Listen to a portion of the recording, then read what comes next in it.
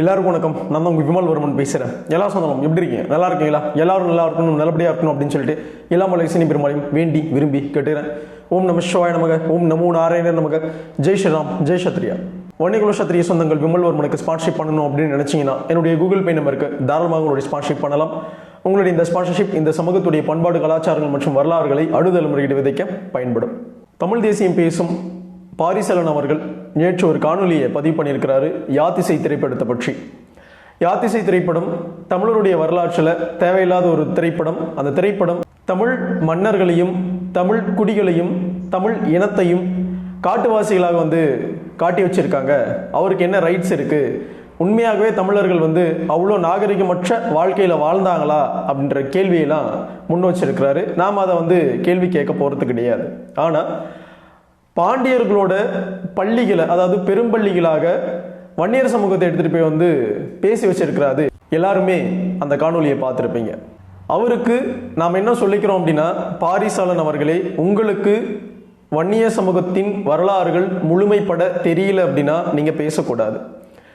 பாண்டியர்களுடைய அதிகாரிகளாக பள்ளிகள் இருந்ததுக்கு பல கல்வெட்டுகள் பார்த்தீங்கன்னா சொல்லப்பட்டிருக்கு. முக்கியமாக 6ஆம் நூற்றாண்டிலிருந்தே 14ஆம் நூற்றாண்டு வரைக்கும் திண்டுக்கல் பகுதியில் பள்ளி நாடு அப்படின்னு சொல்லப்படும் ஒரு நாட்டையும் அதில் பள்ளி வேளாண்களாக வன்னியர்கள் ஆட்சி பொறுப்பில் பாண்டியர்களுடைய படை அதிகாரிகளாக இருந்திருக்கிறாங்க.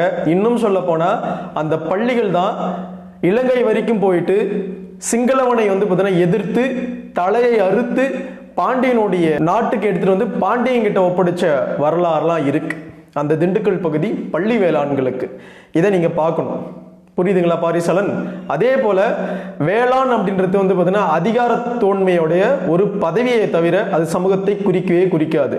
பல சமூகத்திற்கு வேளாண் அப்படின்ற இந்த பெயர் இருக்கு வரலாற்றில் அப்படின்றதை நான் இங்க உறுதிப்பட சொல்லிக்க விரும்புகிறேன். பள்ளிகளாகிய வன்னியர்கள் பார்த்தீங்கன்னா பள்ளி நாடு அப்படின்னு சொல்லிட்டு ஒரு நாட்டையும் அதை சுற்றி இருக்கிற பகுதிகளையும் அதையெல்லாம் தாண்டி பள்ளி வேளாண்களாகவே 6ஆம் நூற்றாண்டிலிருந்து 14ஆம் நூற்றாண்டு வரைக்கும் ஆண்டு இருக்காங்க. இந்த வரலாறை பாரிசாலன் அவர்கள் தெரிஞ்சுக்கிட்டு பேசணும். சரிங்களா? அதே போல வன்னியர்களை பொறுத்த வரைக்கும் சோழர்களுக்கும் பல்லவர்களுக்கும் மட்டும்தான் பெண் கொடுத்து பெண் எடுத்துட்டு இருப்பாங்க.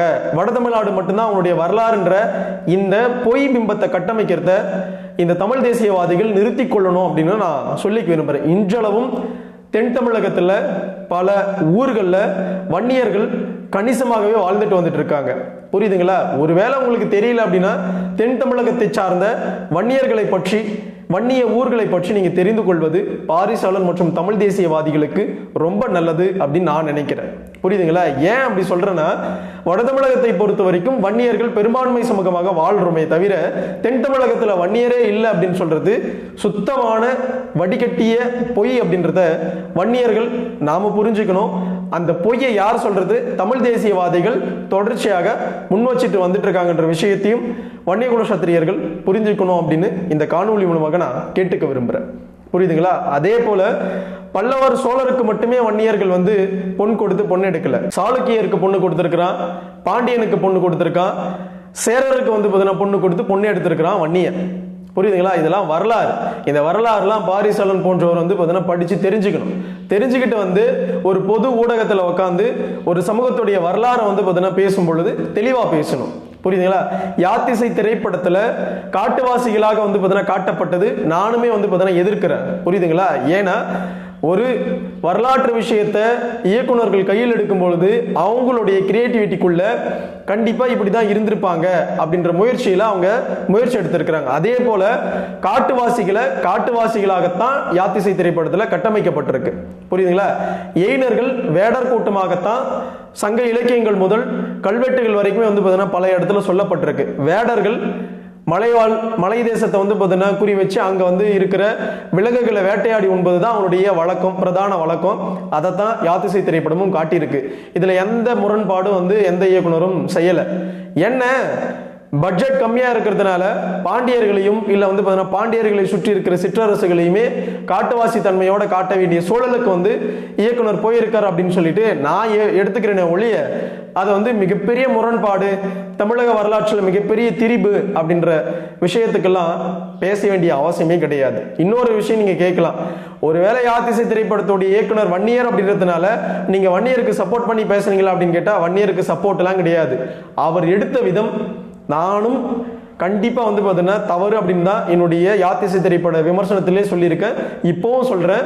இனிமேல் வரப்போற இயக்குனர்கள் வந்து ஒரு வரலாற்றில் நீங்க உன்னதமாக ஒரு சீனை எடுக்கிறீங்க அப்படின்னா அந்த வரலாற்றோடு ஒன்றி அந்த மக்கள் அந்த காலகட்டத்தில் எப்படி இருந்தாங்க அப்படின்றத தெரிஞ்சுக்கிட்டு அப்புறம் எடுக்கலாம் அப்படின்றது தான் என்னுடைய அனுமானமும் கூட. புரியுதுங்களா? பாரிசாலன் அவர்களே, உங்களுக்கு தெரிஞ்சிருக்க வாய்ப்பு இல்லைன்னு நினைக்கிறேன். திருவண்ணாமலை கோயிலை கட்டி திருவண்ணாமலையை வந்து சுத்தி ஆட்சி புரிந்த வீர வல்லாள மகாராஜனுக்கு 2 பெண் பிள்ளைகள். அந்த 2 பெண் பிள்ளைகளையுமே பாண்டிய மன்னனுக்கு வந்து பார்த்தீங்கன்னா திருமணம் பண்ணி கொடுத்திருக்கிறாரு ஒரு வன்னியர், ஒரு வன்னிய மாமன்னர். புரியுதுங்களா?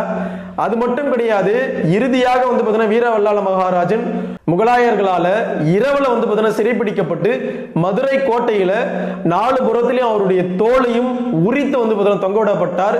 86 வயசுல 86 வயசுல வந்து பார்த்தீங்கன்னா முகலாயர்கள் வந்து இந்த மண்ணுக்கு வந்துடக்கூடாது அப்படின்னு சொல்லிட்டு ஒரு வன்னியர் வந்து போர் தொடுத்து போயிருக்கிறாரு. அவரை பாண்டியனுடைய கோட்டையில வந்து பார்த்தீங்கன்னா 4 புறத்திலையும் வந்து கிழித்து தோலை வந்து பார்த்தீங்கன்னா உரிச்சு வெட்டி வந்து பார்த்தீங்கன்னா கட்டி வச்சிருக்கான் முகலாயன். இது வரலாறு. ஏன் போனார் அப்படின்னா, தாம் பொண்ணு கட்டி கொடுத்த பாண்டியனுக்கு பிரச்சனைன்றதுனால ஒரு மாமனாராக வந்து பார்த்தீங்கன்னா அவருடைய படையை கூப்பிட்டுக்கிட்டு போனாரு வீர வல்லாள மகாராஜன். புரியுதுங்களா? இந்த வரலாறையும் பாரிசாலன் தெரிஞ்சுக்கணும். புரியுதா? பாண்டியர்கள் வன்னியர்கள் அப்படின்றது பல வரலாற்று உண்மைகள் வந்து பார்த்தீங்கன்னா இங்க நிறுவப்பட்டு வந்துட்டே இருக்கு. புரியுதுங்களா? அதையும் தெரிஞ்சுக்கணும்.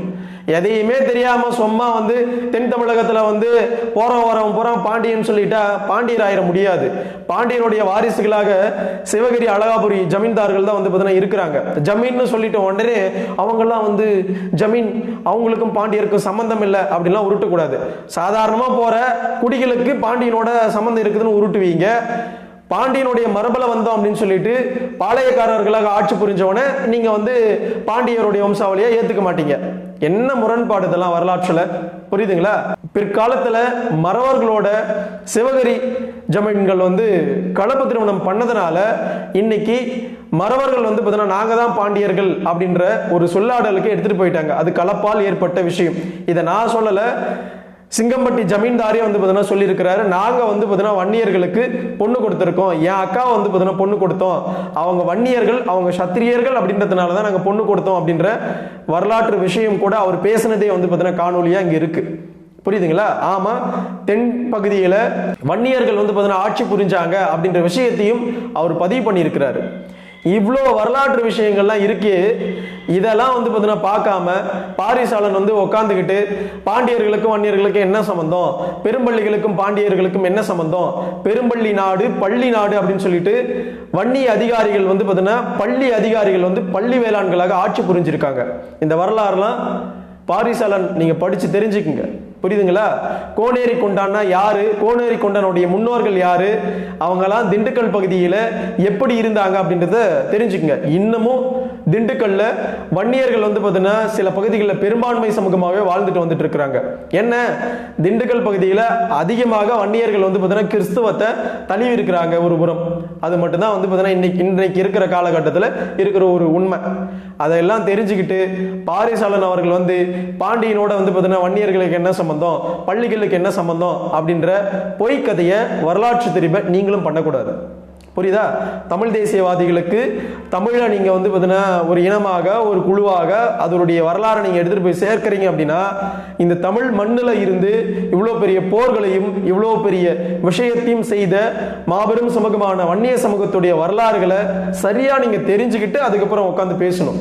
எந்த இடத்துலையுமே யாத்திசை திரைப்படத்தில் பள்ளி வேளாண்களை சும்மா எடுத்துட்டு போய் சேர்த்து அவர் ஒன்றும் திரிபு நடத்தலை. 6ஆம் நூற்றாண்டிலிருந்தே பள்ளி வேளாண்கள் பாண்டியர்களுக்கு அதிகாரிகளாக வந்து பார்த்தீங்கன்னா வேலை செஞ்சிருக்காங்க.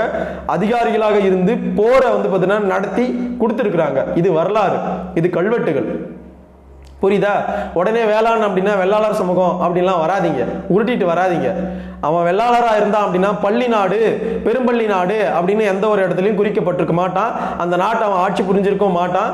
அதையெல்லாம் தாண்டி பள்ளி வேளாண்கள் அப்படின்னு வந்து பார்த்தீங்கன்னா அவன் வந்து பேர் ஒன்றும் சூட்டி இருக்க மாட்டான். நான் நேரடியாகவே வந்து பார்த்தீங்கன்னா வேளாண் அப்படின்னு வந்து பார்த்தீங்கன்னா குறிப்பிட்டு போயிட்டு இருப்பான். புரியுதா? இந்த வேளாண்ன்ற ஒரு வார்த்தையை வச்சுக்கிட்டு இவங்கெல்லாம் வந்து பார்த்தீங்கன்னா இந்த சமூகம் அப்படின்னு உருட்டுற விஷயத்தெல்லாம் விட்டுருங்க. ஏன்னா வரலாற்றில் வேளாண் அப்படின்றது பல சமூகங்களுக்கு அதிகாரத்தன்மையோடு இருந்த சமூகங்களுக்கு கொடுக்கப்பட்டிருக்கு. இன்னும் சொல்ல போனால் தெளிவாக சொல்லணும் அப்படின்னா இன்னைக்கு இருக்கிற தமிழக அரசியலில் வேளாண் துறை அமைச்சராக பல சமூகங்கள் வந்து பார்த்தீங்கன்னா ஒவ்வொரு முறையும் வந்துட்டே இருப்பாங்க. அதனால வேளாண் துறை அமைச்சராக இருந்தவங்க போறா 50 வருஷத்துக்கு அப்புறம் நீங்க வந்து வேளாண் துறை அமைச்சர்களாக வேளாளர்கள் மட்டுமே இருந்திருக்க முடியும் அப்படின்னு கம்பி கட்டினீங்க அப்படின்னா அது மிகப்பெரிய வரலாற்று தெரிவு, அது மிகப்பெரிய பொய். புரியுதுங்களா? வேளாண் அப்படின்றது ஒரு அதிகாரத்தன்மை. அந்த அதிகாரத்தன்மையில பள்ளிகள் இருந்திருக்கிறாங்க. பள்ளி நாடை வந்து பார்த்தீங்கன்னா உருவகித்து அங்க ஆட்சியும் பண்ணியிருக்கிறாங்க. இன்னமும் திண்டுக்கல் பகுதியில் அந்த பகுதிகளில் வன்னியர்கள் கணிசமாக பெரும்பான்மை சமூகமாக வாழ்ந்துட்டு தான் வந்துட்டு இருக்காங்கன்றத வரலாறு.